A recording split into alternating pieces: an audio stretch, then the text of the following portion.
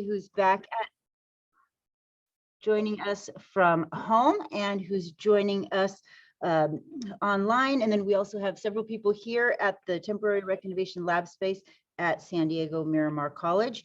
Angela, there's a little pop-up if you wouldn't mind closing that in the apps section, or is that mine? That would be your screen. Oh, yep, that's mine. Yeah. But you're not sharing your screen yet. All right, so that's all right. That's all right. I don't think I'm going to actually share my screen right now. What I'm going to do is, I just wanted to make sure that we're sharing here for the people at home. We're recording the lecture, but I'm not going to actually share my screen from here. But what I'm going to do is I'm going to go ahead and get us started on the workshop tonight, on the introductions and on the subject matter at hand. We're tonight talking about improving our relations with the media as small business owners, as entrepreneurs, as startup founders, and how we can take advantage of alternate sources of promotion rather than just the standard paid promotion. And so, Angela, I'm going to actually pass it over to you so you can introduce our guest speaker this evening. Okay, here. I'm going to turn on my camera. Hi, everyone. Welcome. Angela. Thank you. We have a really amazing guest speaker tonight, Alexander Nguyen, who's going to be presenting our workshop tonight. And he is a North County multimedia producer for KPBS. And we are super fortunate to have you here tonight. We're really looking forward to this. So I'm going to pass it over to Alexander. Thank you. Welcome, Alexander. Hey guys, can you hear me okay? Because I'm having a new headset and it's wireless, so I have no idea where the mic is, so I don't know if the audio level is good. We can hear you. You sound good, and we'll keep an eye on the chat for you. And I'll just kind of jump in and interject if there are questions piling up in there. But yeah, we've got your side. We'll let you know if we can't hear you or if there's anything else going on. You are able to share your screen if you'd like, or if you don't want to, you're good. Perfect. Let me get my screen ready and I'll share it to you. And I apologize, I was supposed to be here early, like 10 minutes early, so I can make sure everything, but you know, things We're happen. Entrepreneurs, we make it work, right? We roll with it. Yeah. We're good with that. All right. So this is my screen. Let's do it. All right. So let's go back to the beginning.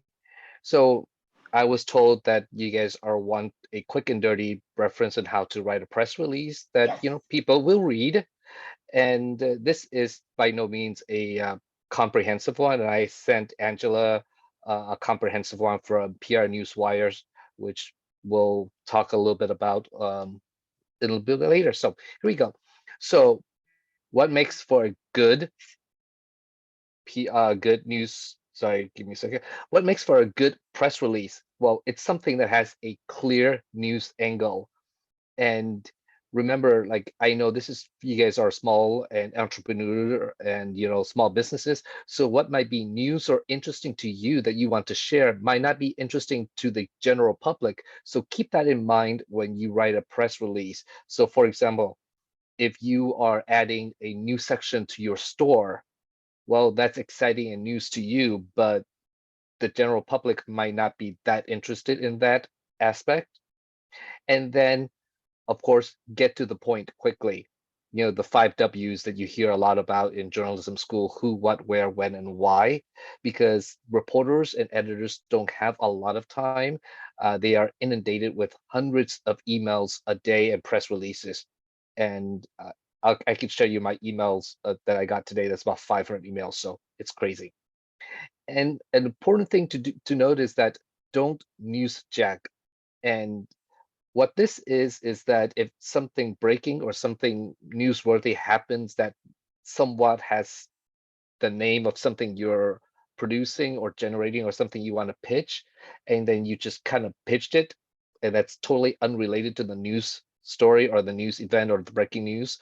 For example, like a school banning girls from wearing spaghetti straps, and then you pitch a story about how girls love the old spaghetti factory. That's newsjacking, and we usually just, when we see that, it's a complete toss. We don't even look at it.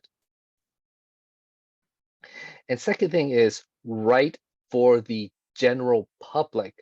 while you may be an expert in your field or industry, assume that most people do not know anything about the subject that you are talking about. So kind of like that Reddit forum explained it to me like I'm 5 years old.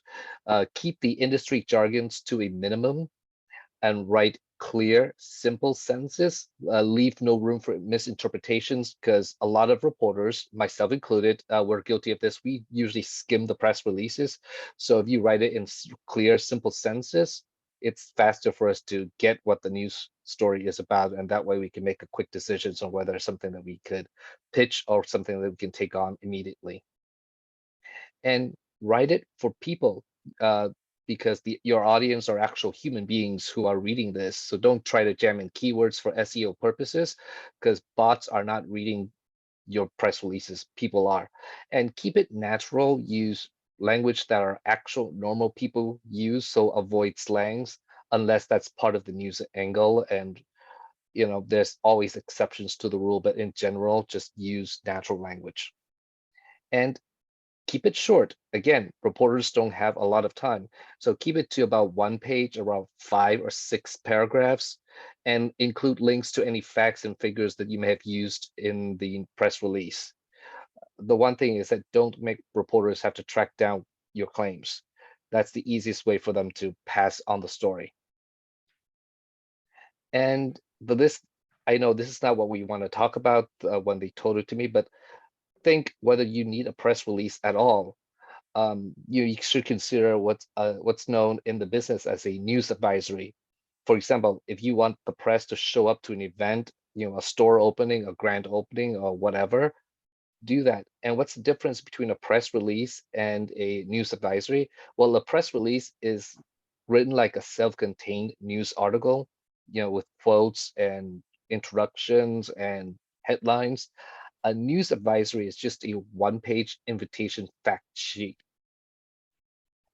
And so that's the quick and dirty version. Any questions before I share some of other stuff with you?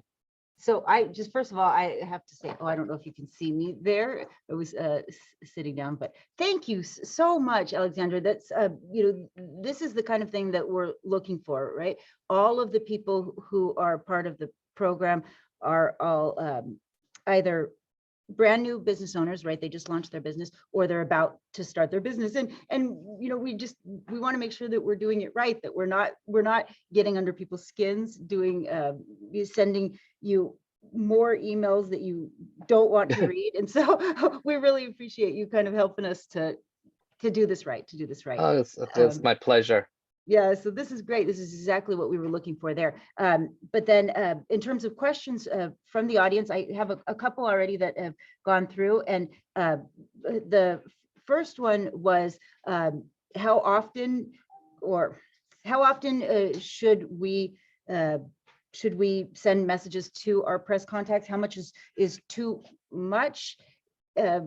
Should we be emailing them multiple times? How do you feel about that? It depends. If you're, for example, if you're sending me press releases that, every day, that might be too much.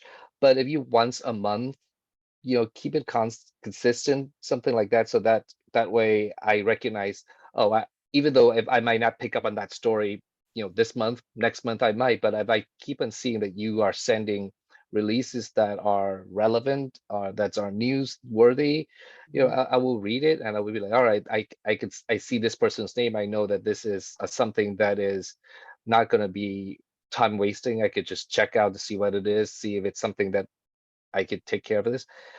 And sometimes you could just do an email introduction like, hi, I am a business owner, I do this, and I just want to let you know who I am and what we do. And every so often I will send you a couple of press releases on what's going on. That's fine. Just sort of an And introduction. Yeah. exactly. And this is me personally, so it works for different reporters, but I like that a lot because that just kind of gives me like, okay, I have someone on the back of my list. And just for an example,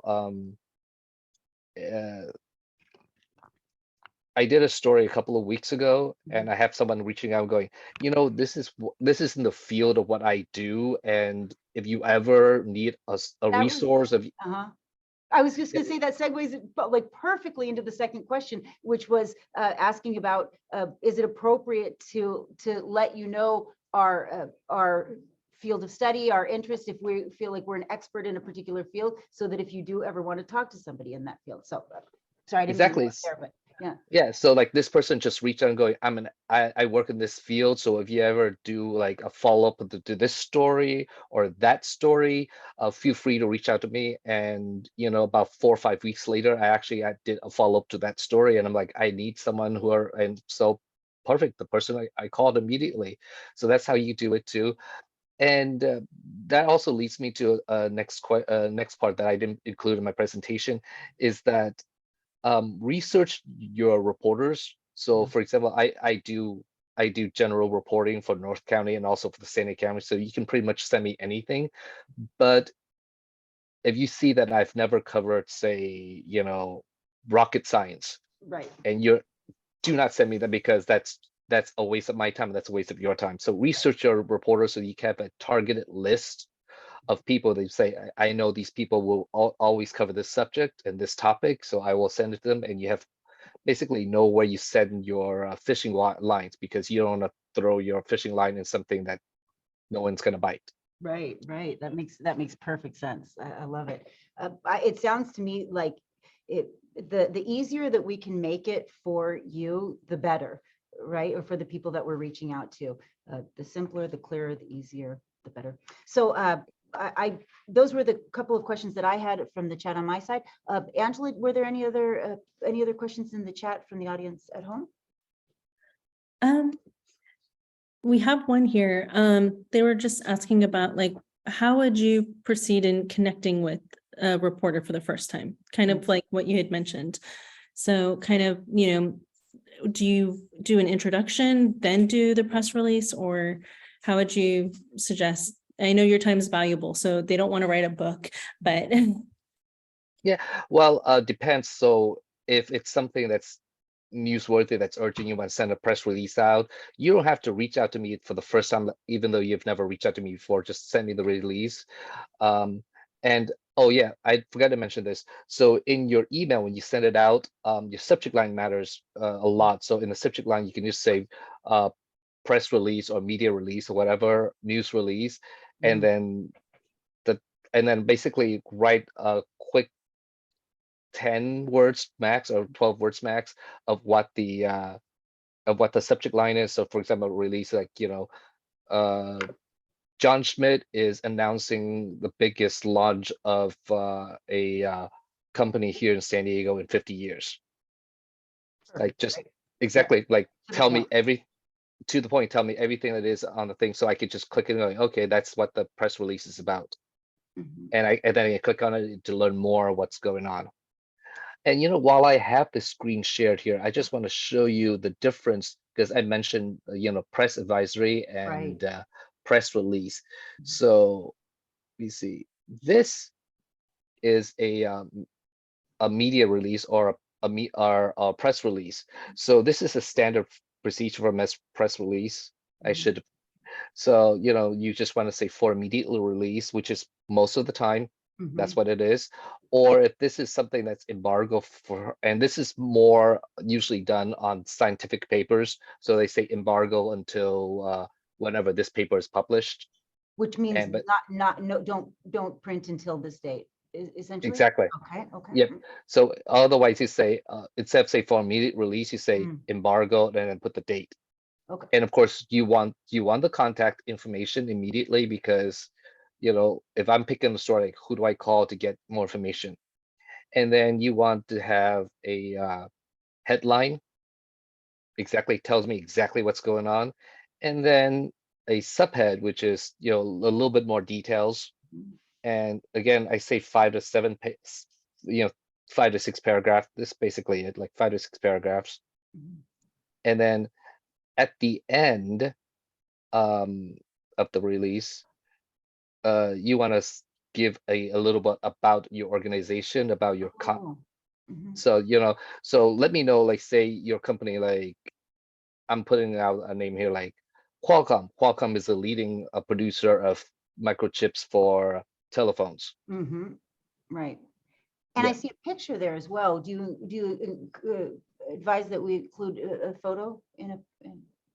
If it It makes sense. matters, Okay. if it makes sense, yeah. Yeah. Mhm. So, and if, for example, if you're having a brand new release of a product, include a photo of the product. Of course, right? Yeah, that makes sense. Yeah. That makes sense. Yeah, it's well, when you say it, it sounds so easy, right? It sounds like Yeah, when it we're makes, right. Yeah. yeah, yeah. And then here we go. This is what's known as a media advisory.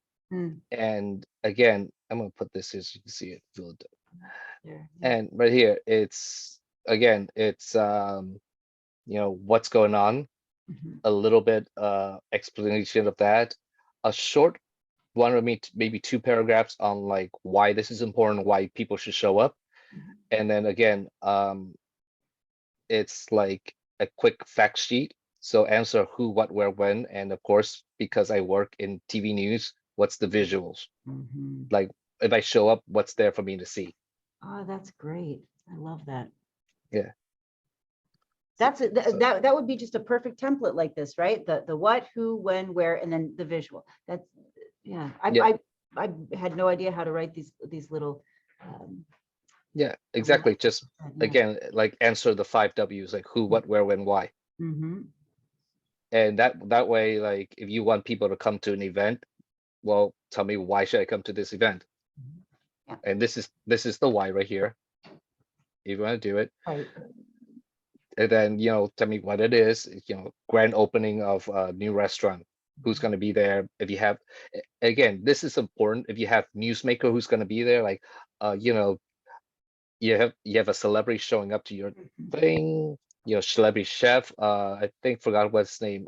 From Food Network that was here in San Diego a couple weeks ago, trying out a new restaurant. Mhm. Put Put that that. put that Mhm. there, so people are like, oh my God, Guy Fieri is here. Be there, yeah. Perfect. And then tell me when it is, what time it is, and where it is. Nice. And yeah, so So I that's had, the oh, sorry, I didn't mean to interrupt. There was another question here, and I definitely it made sense to me. I wanted to make sure that we had time to answer it. Where do we find the names of the media who would be most in the different industries? Is there some place that we can look? Is there like a source that we can look for contacts, or how would you recommend we find them? okay, so that's more of a PR related, which Mhm. I personally I personally, Yeah. it's not in my wheelhouse to tell you exactly where all the resources are. Mhm. But the easiest way, because it's just local here in San Diego, Right. you have the 5 major television stations. So Mhm. KPBS, CBS, NBC, Fox 5, KUSI, and then just go to the website, kind of see like who covers which subjects Makes a sense. lot. That makes sense. Mhm. Union Tribune. Union Tribune is actually easiest one because they break it down, the reporters by beat. So yeah, if your story is like a business reporter, Mhm. they have a business page. They list all the business reporters, Right. and then you can see like they have a little blurb about them. You can see this guy covers tech, this guy covers environmental resources, this guy covers everything. Yeah, I So think they that's do the something easiest. I think they do something similar at San Diego Business Journal too, if I remember correctly. But Yeah, yeah, that makes sense. Right. It's out there. That information is out there. We can just look it up and find what we need, to find. yeah. Yeah. Yeah. And then of course there are like specialty sites like the prwires.com. You can find some sources there. prwire.com is usually more for people like me. Sometimes I'm like I'm looking up this press contact for this company. Mhm. That's I usually do. That's for me to use. So, but things like that. There are a lot of resources out there. There is a here in San Diego, it's called PRSA, Public Relations Society of America, I believe it's called. Mhm. So PRSA, and those guys are resources. You can reach out and to see what's there. And then the San Diego Press Club, you can look at their member list and you can see like a lot of they will list their members. I don't know if they still do, but they will list their members and what fields they work in. Nice. Okay. Wealth of And- information. This is awesome. Yeah, this is great. I have another question for you. So let's say the press does come out to interview you. Are there some tips and tricks as to what you should say, you shouldn't say, how you should dress? I mean, what would make the process go smooth, and what would you suggest to someone who's never done this before? If the press come out to interview you, we want to talk to human beings, like just be natural, be who you are, and talk to us as if you're talking to your best friend. You know, and then explain what it is that you want to get across. And this is more towards the PR side of things, and I'm not a PR expert, but I do kind of work in it. The best way to get prepared is to know exactly what you want to cover, what you want to talk about. So say, you know, I show up, this is your business, you want to highlight this one thing. So every question just kind of come back to that, and we call that pivoting in the PR world. And you see politicians do this a lot. So if you watch those interview shows, they'll ask the questions like, hey, Mr. Politician, do you like it when the sky is blue or gray? And they're like, well, you know, the weather is great here, but in San Diego, we have perfect weather. You should come here to San Diego and spend all your money. Yeah, right. So, you know, like you kind of have talking points list out ahead of times. So you know what you want to talk about. And if they ask a question that stumps you, you can always go back to your talking points. And for a lot of things, you are not a politician. We are not there to do a gotcha story. So if we ask a question that you don't know the answer to, you be like, you know what? Let me get back to you. I'll look that up and I'll get back to you. Perfectly fine. Right. You're not there to stump us. I mean, you want the interview to go well. You want us to come across Yeah. in a good way. Yeah, that makes sense. There was another question here from one of the restaurant owners, and she was asking about links when we're sending you either a media release or other sort of press pitch. Do you want us to include links? And if we include them, will you click on them, or what are your thoughts on that? Yes, we do want links. So you email us, do send links, but don't make it linktastic. So if you like link 1 to 2 links, maybe 3, because otherwise if every other line is a link, it looks like a spam. Yeah. And as you can see, like on this example right here, they did include a link. So you click on it, it's a link to the map. And I think, and here the city of San Diego, they included a link here to what's going on. So we did have another question here from Crystal asking about keywords. So are there certain keywords that catch your eye more often than others in titles that help you decide whether or not you're going to put out that particular story? There's no magic keyword that says this is a must cover. We're all humans. It's called news judgment. So when you do this for a long time, you kind of get a sense like this is news and this isn't. And you know, you kind of also read if you want to pitch this particular story to, say, my station KPPS, read our site, see what stories we cover. So if you say that you don't see us cover a lot of, you know, whatever the subject is or whatever the thing is, maybe it's not a place that, maybe it's something that we don't cover because we don't have the resources, or maybe it's not in our you know, coverage areas. And so that way you can have a sense to see what's covered and what's not. But that's not to say, hey, don't pitch this if you don't see the type of coverage, because maybe we don't cover it because there's nothing news that we cover, but maybe on this event we'll cover it because it is newsworthy. Sure. So I had another question here about after the interview, after you do the story. This particular person said they did a story with someone, and then afterwards they weren't sure when it was going to be on the air. So is that something typically that you share with the person that you're speaking with, when they can actually see it, how they can access it later? And if not, is it appropriate to reach back out and say, hey, where's that story? Right. It's absolutely perfectly normal to ask a reporter. You could say, hey, when is this story going to air? When is the story going to be published? And then, say for example, say, well, most like when it's me, for TV, it's most likely the same day. But for print and stuff like that, they may say, oh, it's going to be published November 5th. And then if November 5th pass by and you can see it, you can always email back like, hey, did that story ever air? If so, can you send me a link to it? Totally normal to ask. We're not going to be offended and say, oh my gosh, she is so pushy, or he. Right.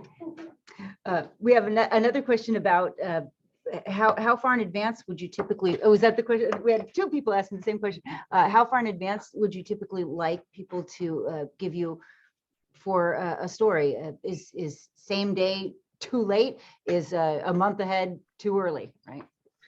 I would say you do this typically multiple batches. So you would do like 1 month ahead, 4 weeks ahead, so that it gets on the radar. And then you send another press release about 2 weeks in advance, so that it sort of like refreshes them.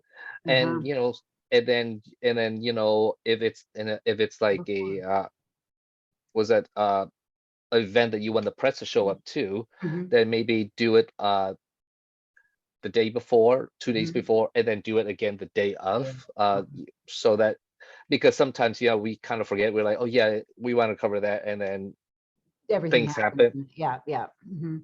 So Yeah. that's not too much. I would have, so I'm really glad that you said that, because I would have, there's been times that I've had this happen where I thought, well, gosh, I let them know. I don't want to be pushy, right? And so that's really nice to hear that you can give little reminders and it's not seen as being pushy. Yeah, I mean, that's a difference, because that's basically what I laid out is 4 emails that you sent out. Yeah. Versus you do like one every day. That's too much. Way too much. Yeah. Yeah, absolutely. So Angela, do we have other questions from home? Let's see here. It looks like let me see. So any other questions here from the audience here? Does anybody have any questions? Yeah, I received one in the chat privately, so that's why I just wanted to, I'm reading it really quick. Okay. And we have one here also from Rose. Actually, do you mind, Angela, if I ask? Yeah, go for it. Yeah, go ahead, Rose. Yeah. So like, I want to know, I'm trying to do a press release, and I've noticed a lot of the press people want to avoid like war topics and stuff like that. How do I get them to cover something that is, I guess, I don't know if it's risky for them, but Okay. I haven't been getting any response on covering the documentary that I'm doing. Okay. It's about a war, so I see. feel like everyone's avoiding. Okay, so I don't know if you could hear Alexander from there, but she was trying to get coverage on a documentary that she's doing that's a topic that maybe people don't necessarily want to address. It's a kind of a negative thing. It has to do with war. How would you recommend that she proceed with that? Would it be finding the right people, or would it be framing it the right way, or what would you recommend? Well, it's typically finding the right people and also the right news angle and the right news hook. Okay. So, for example, I don't know what the documentary is working on, but if it's a war documentary and it's about, I'm making this up, it's about war orphans. Well, you maybe a right angle would be to pitch it to a entertainment reporter, and you could talk about this as like, well, and the documentary is concentrating on this San Diego woman who is helping the war orphans. Well, that's a local angle here in San Diego. That's the news pitch to get in. So you gotta figure out the angle in which people could take here in San Diego, because I work for a local station. Everything, if it has a local angle, a local connection to it, we'll take a look at it. If it's a you just happen to do a war documentary and you're just based here in San Diego, but you just happen to do a war documentary and it has nothing to do with San Diego, unless it's being screened here or it's being premiered here or something like that, it might not be something that we will pick it up on until until it becomes newsworthy, so to Right. speak. Right. And how- us, oh, go ahead. so- Sorry, I didn't mean to cut you off. no, I just want to say, like, I included here a kind of like a template for a news for a press release, and this was not written by me. This is written by PR Newswire, which is a a wire agency that sends out press releases. Mhm. So it kind of gives you the explanation on how to write it and how That's to wonderful. frame it. And can we share And that with the audience then, Alexander? you can. I sent it to Wonderful. Angela, and she has it. So I Great. just dropped it in the chat. Thank you, Angela. I had a Thanks. feeling you were doing that. Uh-huh. and then because I don't want people just kind of come in and make their own notes. So if you go here into file Copy. and say Yeah, make a copy, you can make Mhm. your own notes. that's great. Yeah, we do that a lot when we share the documents with the classes, because same thing, we don't want somebody going in there and changing for the whole class. So yeah, we'll definitely make sure to make that make a copy before we edit. But thank you for sharing that.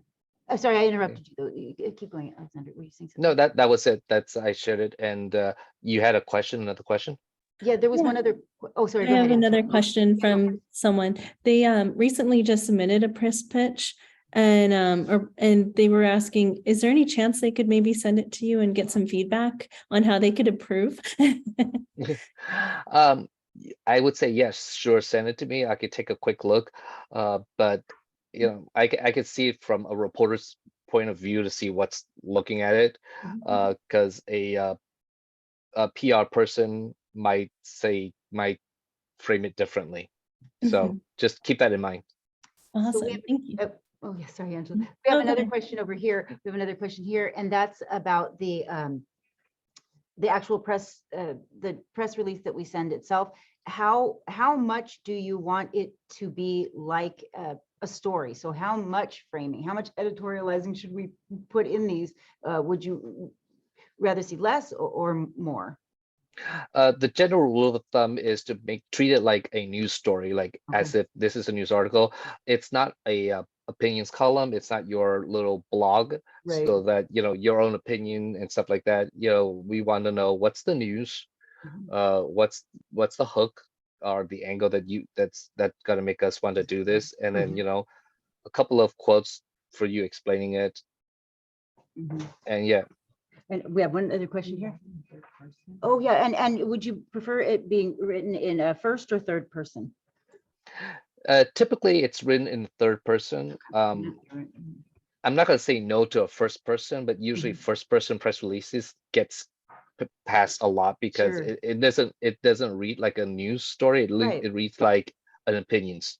That makes sense. That makes sense. That was a great question. Yeah. Yeah. Any other questions from the audience here? So I think we've answered most of the questions here, and then it looks like the questions from home. Thank you, Alexander. This has been so helpful, so useful for us. And I feel like we got a little insider peek on how to do this right. And I really appreciate you Yeah. taking time to do that with us. And I also email Angela basically a checklist on what to do when you write a press release. So she'll probably put it out somewhere on there. But it's also by PR Newswire. So if you follow that, if you read that, it has really good tips on stuff like that I'm not able to get into more because there is a whole course on writing press releases and stuff like that in college. So it's not something I can handle in like Sure. 5 minutes here. Sure. But this has been extremely helpful, and we will share with the classes. We'll share the material, so everyone in the classes will go ahead and put them in the Canvas shells. Oh, sorry. I think somebody was not muted there. But all right. So do we have any other questions or comments before we say thank you again to our amazing guest, Alexander? And please let us know if there's anything that we can do for you. This was extremely helpful for us, and we appreciate you being here. So thank you. Thank you. It was a pleasure. I'll see you guys later. I'm actually late to dinner, so I'll see you guys Oh, later. Oh, no Enjoy your worries. dinner. Bye. Thanks for staying so long. Bye. Thank you so Take care. much. Okay. Bye. Peace. Bye-bye.